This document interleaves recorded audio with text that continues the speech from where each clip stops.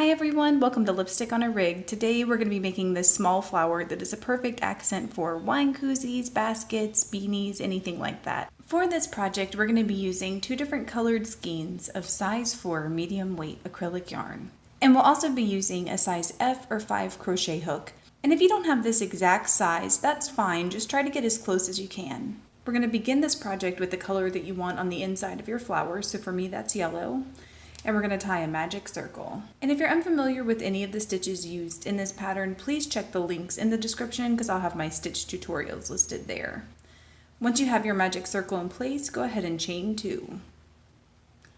Now we're going to place 14 double crochets inside of our magic circle. And that does not include the chain 2. And once you have your 14 double crochets in place, go ahead and tighten up that tail and that'll close the gap in your circle. From here, go ahead and insert your crochet hook in the top of that first double crochet. So not your chain 2 stitch, but that first double crochet stitch.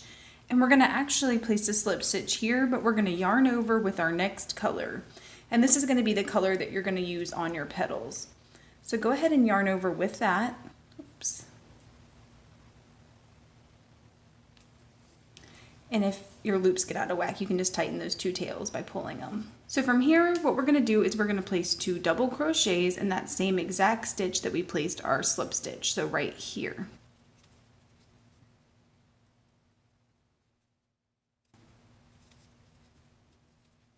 And then we're going to place 2 double crochets and a slip stitch in our next stitch.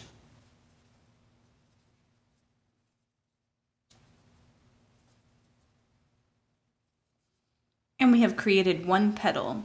So to make your next petal, you're just going to place a slip stitch in your following stitch, and then you're going to place 2 double crochets in that same stitch. And then in the next stitch, you're going to place 2 double crochets and a slip stitch. So go ahead and follow that pattern, going all the way around your row, and when you get done, you should have a total of 7 petals. And when you get to that very last petal, instead of placing your slip stitch in your last stitch there, we're actually going to place it in that original slip stitch. Just like that. So now go ahead and cut and tie off your tails, but before you do so, make sure that you've tightened up all of these loose tails back here nice and tight.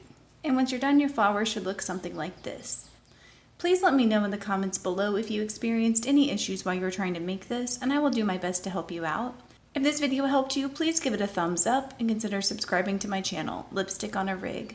Thank you so much for working with me, and I hope you have a wonderful, awesome day.